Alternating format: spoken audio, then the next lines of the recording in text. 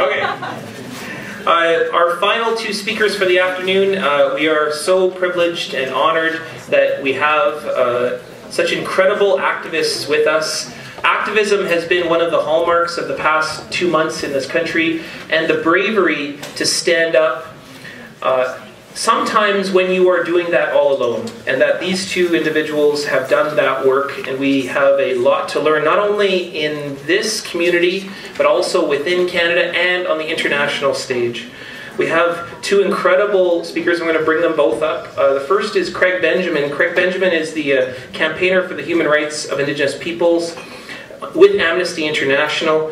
Craig's worked with many Indigenous activists in a wide range of struggles for the protection of human rights.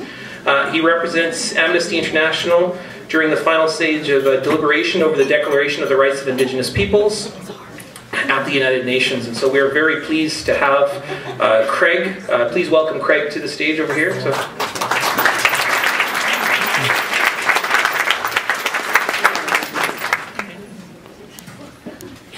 It's a real honor to be here today, and I want to acknowledge the honor of speaking today from the traditional Algonquin territory, and the honor I've had to live in this territory now for many years. And it is especially an honor to be able to speak at an event where so many people I deeply admire have spoken to you so forcefully, so powerfully, and to be surrounded by so many others who I know that your work is making a profound difference in communities across the country. We've heard today, such a clear and strong rebuttal of the Prime Minister's claim that this country has no colonial history. We have heard as well the clear statement, we struggle today with a colonial present. And I think we have been given the direction, each one of us, that it's our responsibility to ensure that our children, our grandchildren, don't inherit a colonial future. Victoria Freeman said that, when we look at dismantling colonialism as a structure, as a system, we know that the government will be the last to concede, that we'll bring them kicking and screaming into the process of decolonization. But there's a lot that each and every one of us can do.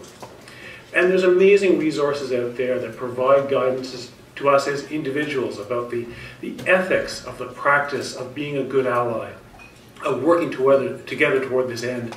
I noticed that on the Facebook site for this event, Dr. Liam Gell's excellent Bill of Responsibilities for Allies is posted. I would really encourage people to look at it, because it expresses, I think, certainly some of the standards and the ethics that I've seen among colleagues that I think represent the positive practice. I think it articulates them far better than I ever could. But in particular, I wanted to emphasize one point that was made over and over again through that, which is the importance of critical thinking. Because there's just no doubt that we grow up with, we are surrounded with, and we are inundated every day with propaganda that tries to downplay, tries to hide, tries to cover up the very nature and workings of this colonial system. And our best tool in addressing that is always that of critical thinking. I want to give a particular example because Andrew was talking about the importance of the international system and the power that comes from using that international system. At the desk, there are copies of the UN Declaration of the Rights of Indigenous Peoples. And if you don't have a copy yourself, please do take them meant to be taken away. And if we run out, let me know and I'll make sure you can get a copy at a later date. The Declaration is the product of more than 2 decades of struggle by Indigenous peoples around the world to have their voices heard in the United Nations. And they succeeded. It's not a perfect instrument, but it is a powerful instrument. And it's the first international human rights instrument where the rights holders themselves were direct partners in the drafting of each and every provision.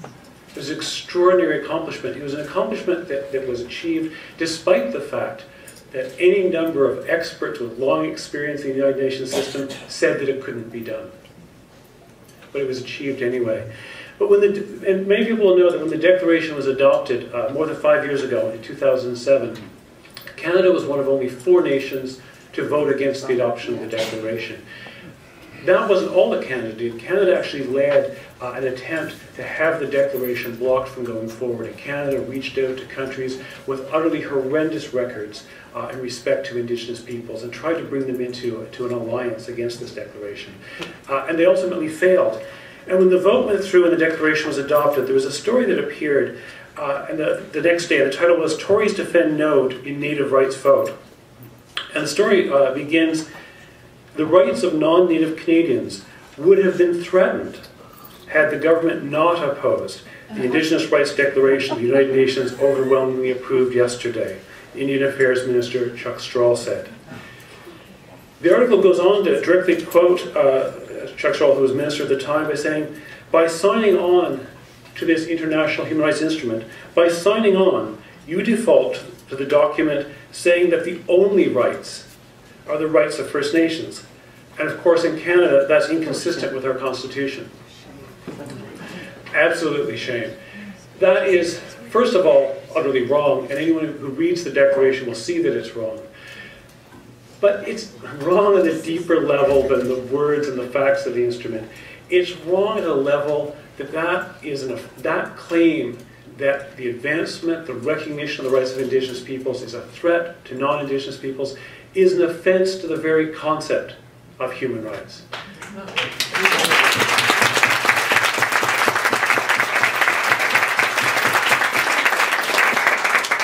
Human rights is not and is never a zero-sum game.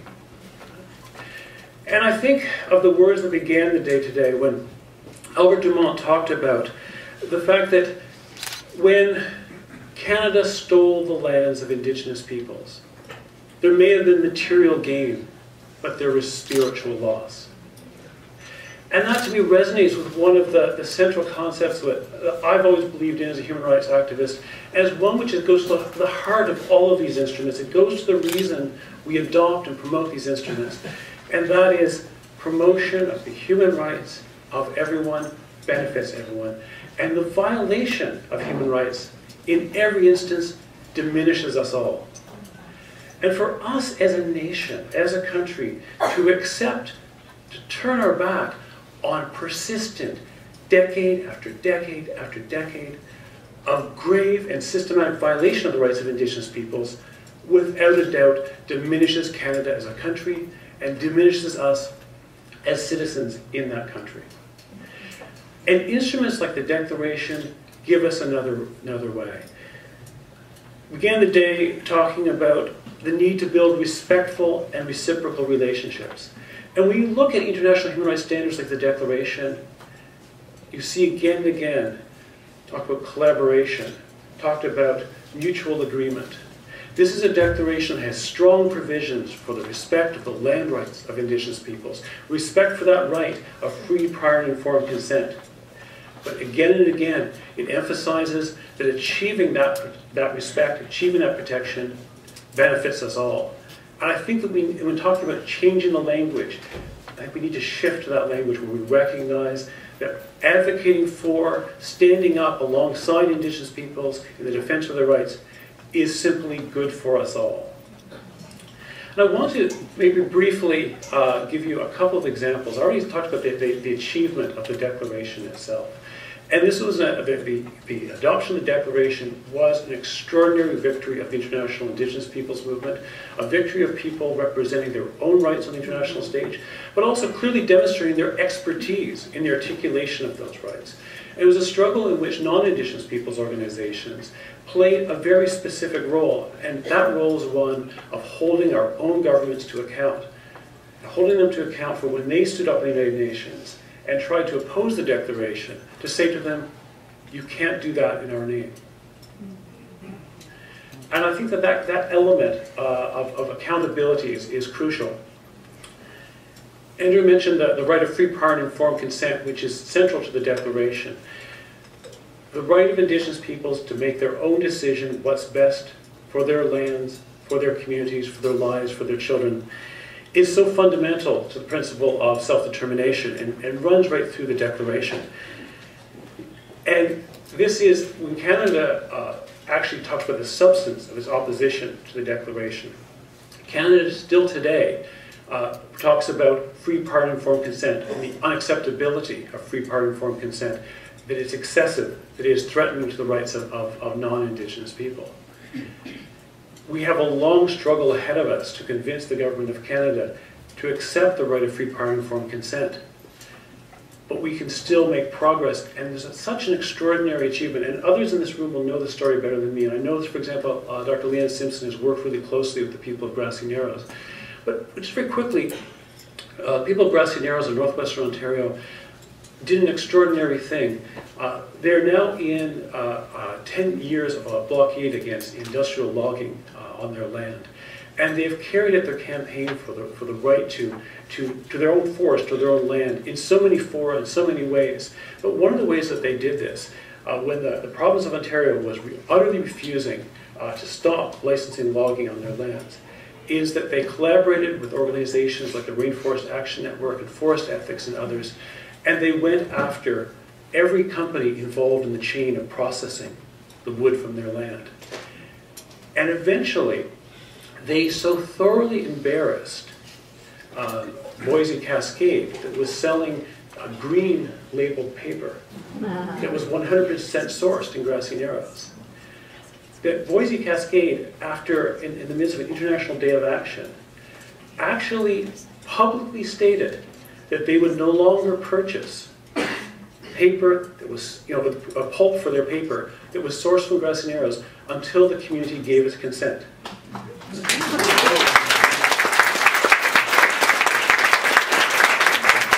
So a right set out in an international human rights instrument, a right that governments in Canada would not respect. We see a First Nation nonetheless achieving the real respect and enforcement of that right, because as soon as that one buyer pulled out, the whole chain fell apart and industrial logging came to a halt. Despite the best efforts of the province to have that logging resumed. So again, it goes to, I think, the power of actions that all of us can take and be involved in that really can start dismantling that relationship of colonialism and ensure that we are not passing it on to a future generation. So thank you.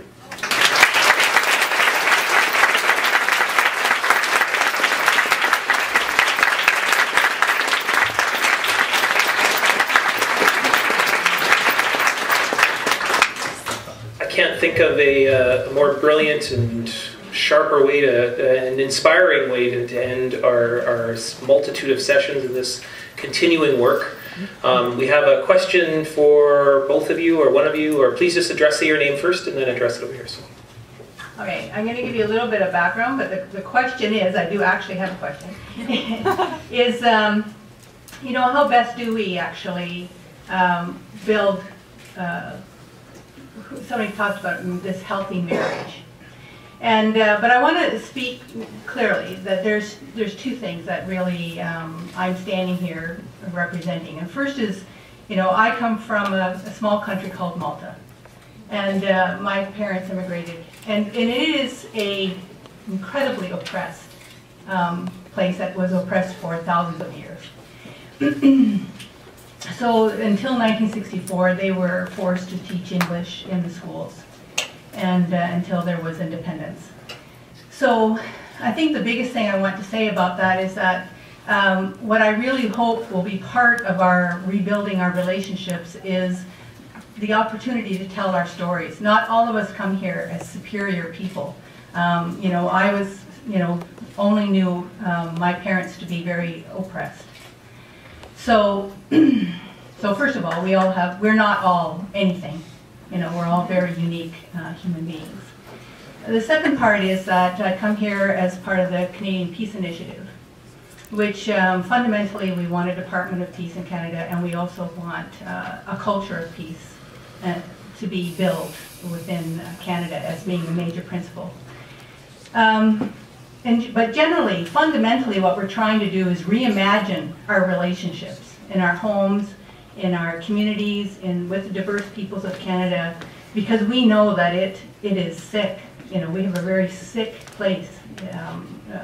Our country is not is not the way that we would like it to be for anybody. So given that, that's what drives me to be part of this, and the question is, how do we really sit down and talk about these things? Because I believe a lot of the basis of racism that I hear from people are from the most oppressed Canadians. They can't afford to be generous, and that's a major issue in Canada. I think one of the things that is most integral in redefining this relationship is obviously education and open dialogue. But one thing that I found substantial in regards to the rallies and the teach-ins and all the events that are circulating around the concept of creating change is ceremony. So whether you're in a group of 60 people or you're in a group of 8,000 people, ceremony is number one in holding us together and keeping us grounded. Whether it's knowledge of our traditional teachings, or whether it's knowledge from another individual and their teachings. That's what the prophecy came down to. The prophecy is living, it's breathing, and it's providing us to move forward in a healthy and meaningful relationship. And I think by the combination of education, the combination of open dialogue, and the combination of remembering that this is prophecy, it'll really allow us to redefine our relationship, to build a healthy, meaningful relationship that'll be beneficial for our future generations.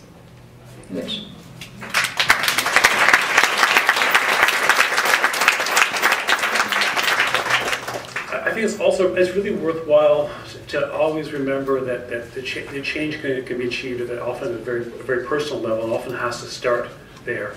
And we can get caught up with the largeness of what we're confronted with, and we get caught up with the complexity of the laws. And quite often the change comes down to something more simple and more direct. And I want to mention an amazing movement that began right here with a woman from Niigaanwewidam, Bridget Tolley, who came forward 10 years ago with an idea to hold a vigil to honor her own mother and other women, Aboriginal women who have been murdered, who have gone missing, and to demonstrate that these are women who are loved and valued. And that initial idea of a vigil got taken up and propelled forward by the Native Women's Association of Canada, by groups like Kairos, and became the basis of a phenomenal movement of families. And I understand that last year there were more than 175 such vigils across the country, emphasizing a really basic message of the value of Aboriginal women's lives. And it really began with a single person's initiative to honor their own mother. And I think that we have to bear in mind how much can be achieved through that basic desire to show respect for another person.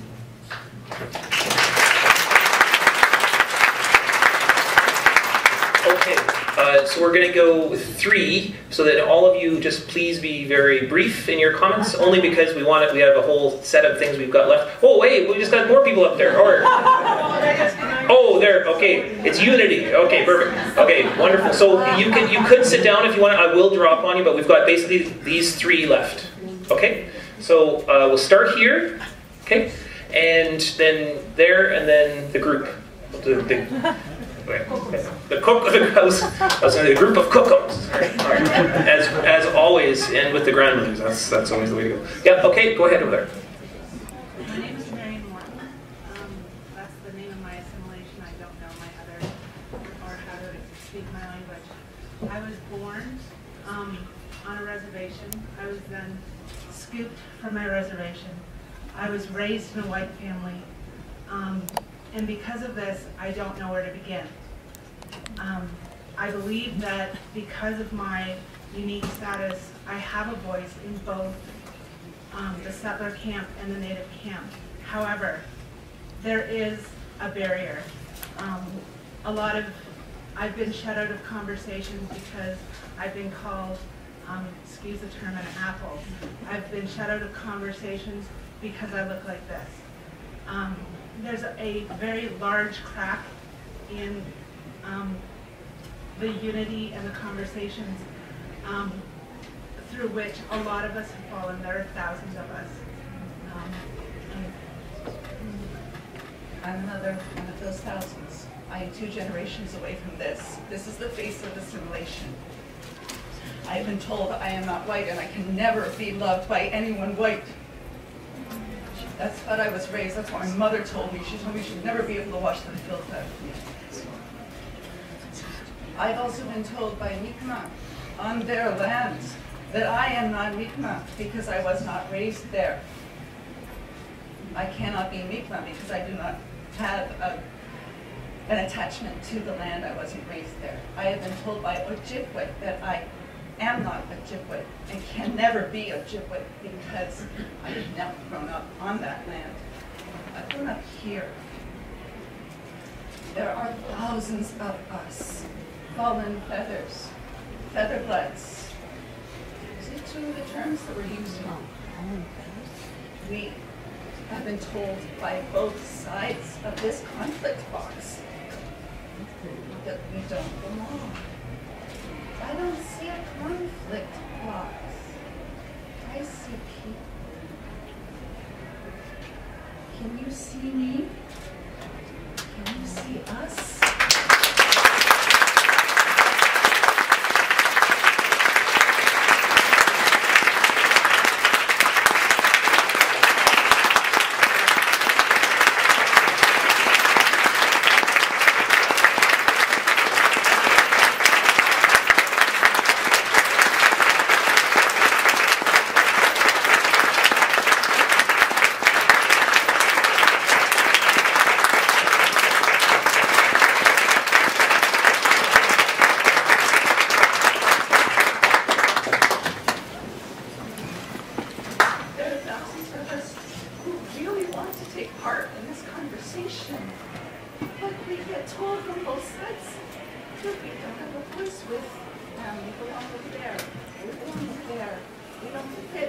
Under the identity legislation.